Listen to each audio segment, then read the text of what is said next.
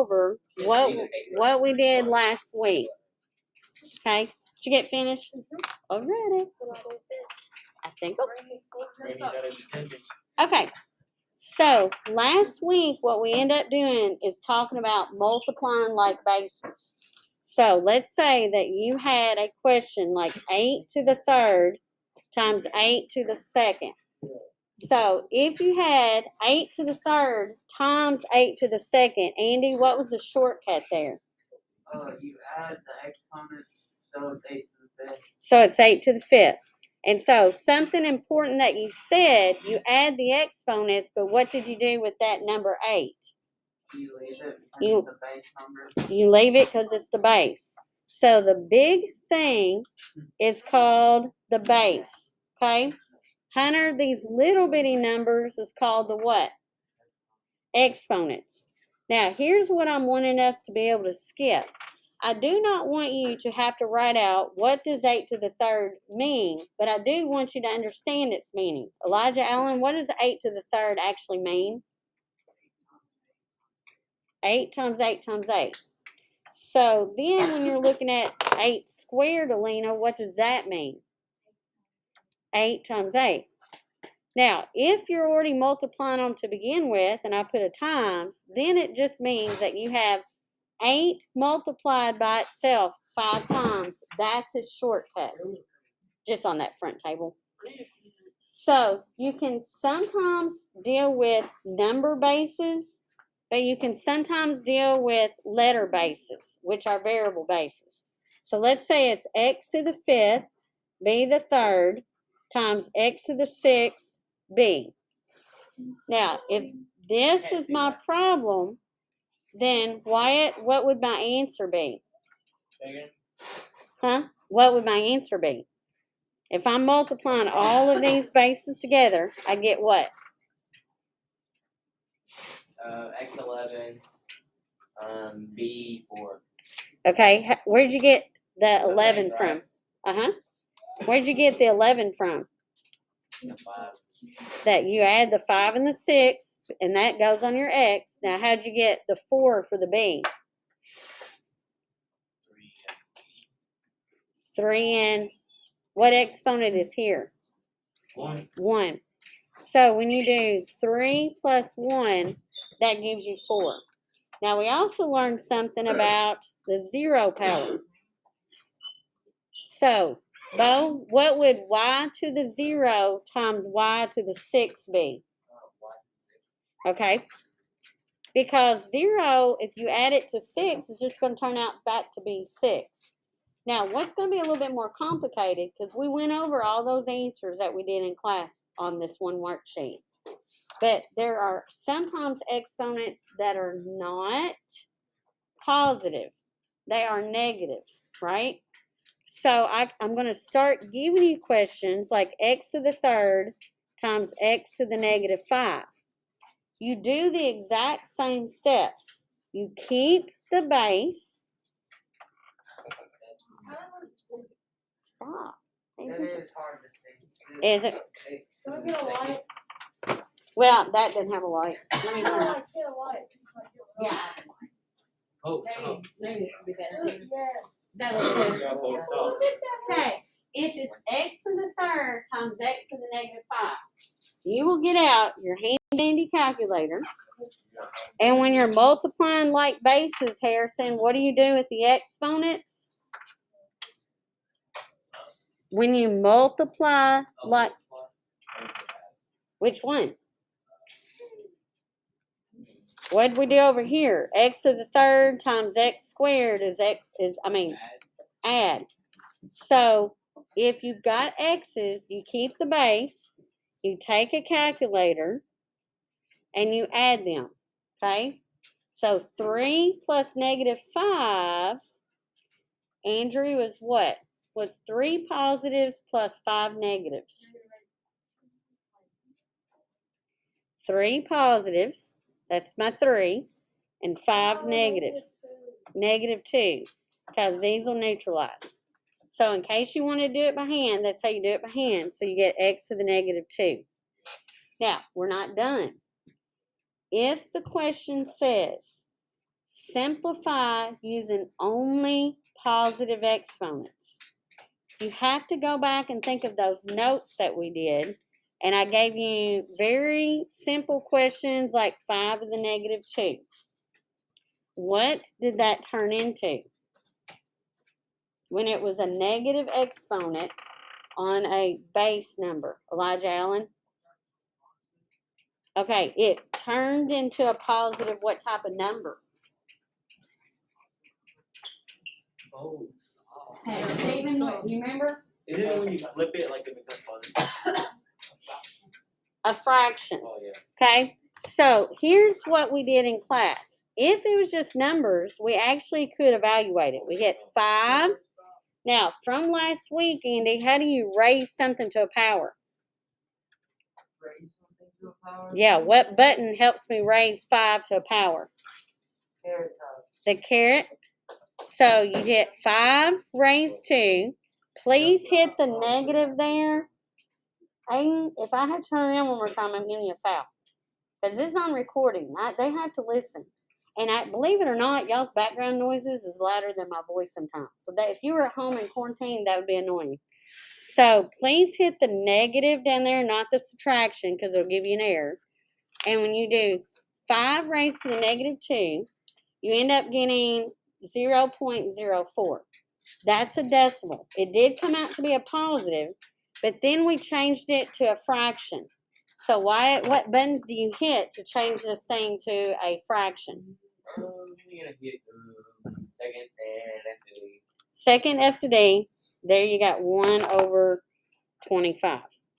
Now, I'm actually going to, at times, not have us evaluate, but just understand that 1 over 25 was the same as having 5 squared on the bottom and the 1 on the top.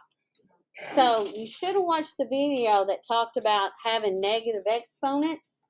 And Micah, what do you have to do to change a negative exponent to a positive exponent? you gotta put that 1 under the base number and then you gotta flip it and it comes positive. Yeah, you reciprocate it, which means flip it over and becomes positive. Same thing with the positive. You flip it. So in this example that I had, if I had x raised to the negative 2, and they told me I had to put all my answers as a positive exponent, all I got to do is one more thing. I got to take what I have, and I have to reciprocate it, and becomes 1 over x squared. That would be my final answer.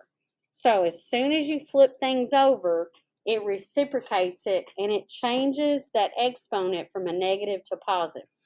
And that's kind of confusing, but when we filled out all the notes, we found out that was the case. So if I had something like 8 raised to the negative 4, and I did not have a fancy calculator, I could at least tell you that 8 raised to the negative 4 is going to have the same value as 1 over 8 to the 4th power. Now, something that can be confusing is, let's say you're taking the ACT and they're asking you to simplify things, and it's stuff all over the board. Let's say you've got A to the 5th, B the negative 6, over C to the 8th, D the negative 9. Now, none of these letters are the same. A, B, C, D are all different bases. So what I want you to think about this, what? You know how to do this?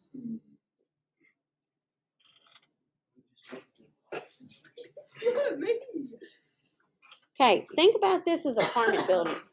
Sometimes you have people that live in apartment buildings, and some people like living on the bottom floor because they're afraid of fire and they want to make sure they get out. But some people hate living on the bottom floor because you can hear everybody walking above you and it wakes them up. Some people like living upstairs because they like the view of being able to look out. And then some people are scared of heights and they hate living upstairs. So there's different reasons where people would want to live where they want to live in an apartment building. So I kind of want y'all to think of this numerator as the upstairs apartment and this denominator as the downstairs apartment. Now, you either like where you live or you don't like where you live. Now, all of these are people, Okay, so I'm going to put eyeballs on all of them. And the person itself is not going to change. So at the end of this problem, I'm still going to have an A and a B and a C and a D. But they may not live where they're living right now. So this is my A. He has a positive exponent. So I'm going to put a smiley face on A because he likes where he lives. B has a negative thought about where he lives, so he has a sad face. Does not like living in the upstairs apartment. C lives in the downstairs apartment, and this is his thought processes right there. He's positive, so he's happy. But D is living downstairs, and he's got a negative exponent, so he does not like where he lives. All you got to do is, if you don't like where you're at, reciprocate them and move them. So I'm going to go back and look at one person at a time. A does not need to move at all. So A is going to stay in the numerator. B, though, needs to move downstairs. And as soon as you move downstairs, what's going to happen to his thoughts? They're going to be positive. It's going to be happy. So if you take B, who lived upstairs, and move him downstairs, it changes the sign of the exponent. C liked where he lives, so I'm going to leave C to the 8th downstairs. Now, D to the -9. Does he like being downstairs? So where are you going to move him? Upstairs. So I know y'all always like to say you're going to have a 1 involved. Sometimes flipping it over and putting a 1 on top and it being on bottom, it's not part of that problem. It depends on what your problem is.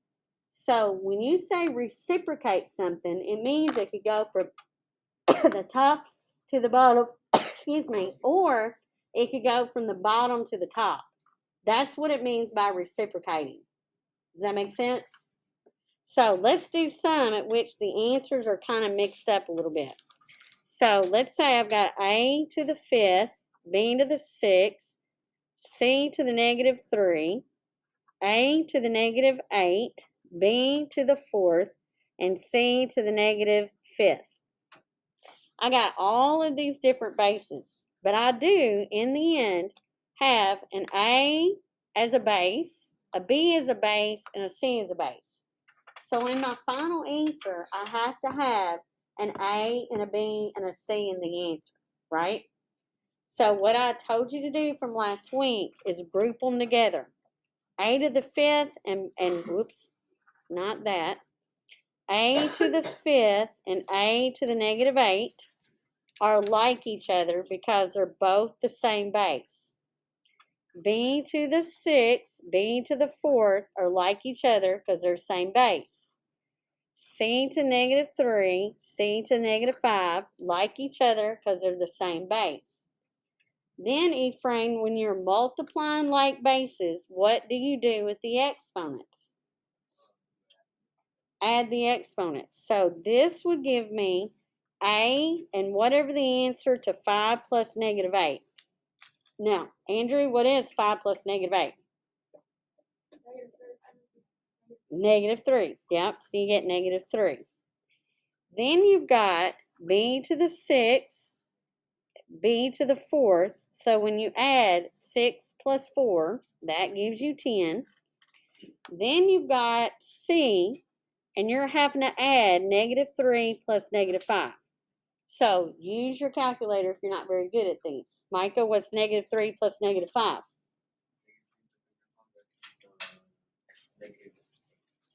Negative who? 8. Now, this is very simplified compared to what we started off with, because this was the problem I started with at the very beginning. I had 6 different things going on, but of those 6, 3 of them had pairs, right? So I have 3 pairs. I put them together and I have this, but that is not my final answer. If the question says, make sure they all have positive exponents, then I can't just say, oh, okay, you want that to be positive, I'm going to make it be positive. Make that be positive, be done. Because then you change the problem. You have to reciprocate which means flip over the bases that are negative. So the easiest thing for me to tell you to do is to go ahead and make the apartment building where you have one living downstairs, because you can always divide something by 1 and you've not changed the value. So who, James, needs to change apartments of these bases up here? A and C. So who stays upstairs? B. B. So B to the 10th, he stays. A to the -3, he needs to be moved downstairs, and that'd become A the 3rd. As soon as you flip him over, his base does not change, but his sign of the exponent does. Same thing with the C. When you move C downstairs, it becomes C to the 8th. That would be your final answer. Kind of confusing, but that's kind of what you got to do. Now, what really gets people messed up is when they throw simple numbers in. Now, if I started the class and I said, oh, here's your math problem today, 5 times 3, you would just say, oh, it's 15. Same thing. If you got numbers involved and you have 5a to the 7th, b to the -8, d to the -9, times 3a, b to the 0, c to the 4th, then this is the same thing as before. It's not 5 plus 3, it's 5 times 3. So 5 times 3 would be what? 15. Now, that got rid of those coefficients because those are the numbers in front of the variable. So 5 times 3 simplifies to be 15. Done with that. Now look at each individual base. I have a base A. So do I have, Lily, any other A's in this problem? I have this 1A down here. So I have A to the 1th power. So Lily, what would be A to the 7th times A to the 1st? A to the 8th.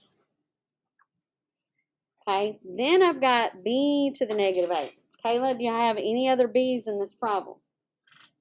Yes. Who? B to the what? To the 0. And when I multiply like bases, what do I have to do with the exponents? I'm not sure.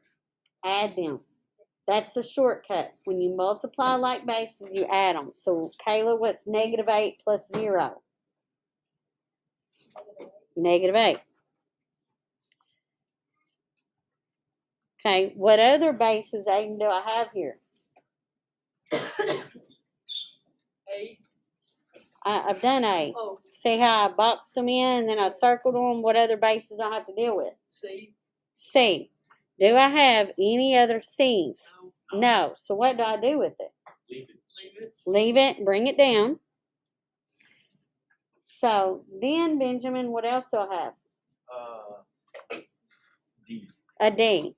So I'm just trying to make different geometric symbols just so I know that I've done it. If I don't have any other D's, it's got to stay the same. Now, this is where you got to finish it. Now, what do I do to finish it? If the problem says you simplify to where all your exponents must be positive, who do you got to fix? So you got to fix B to the -8 and D to the, how do you fix it? Flip it, put it on the bottom. So everybody else stays the same. Now, what about the 15, though? What exponent is really, Andy, on that 15, even though you don't see it? A 1. So 15, if you had to make him have a face, he's happy where he lives too. So 15 is going to stay up. A is going to stay up. C is going to stay up. And who's going to move to the bottom is going to be B and D. So, and as soon as you move them to the bottom, their exponent changes from negative to positive. That's your final answer. Okay? So, what I want y'all to do, because I know y'all getting tired, I did not run this sheet off because some of this I think is just easier to see on your computer. So when you go to your Google Classroom, this is the work for the week. So last week we did one sheet, and I said, do not throw that sheet away where we multiplied like bases. You should have a sheet of paper. I just want you to flip it on the back of that paper, and I'll take them both up tomorrow. And this is almost the same thing. It's multiplying like bases. But if you notice, I put with some negatives. We should be able to check this by the end of the period. So that's what I'm wanting you to work on.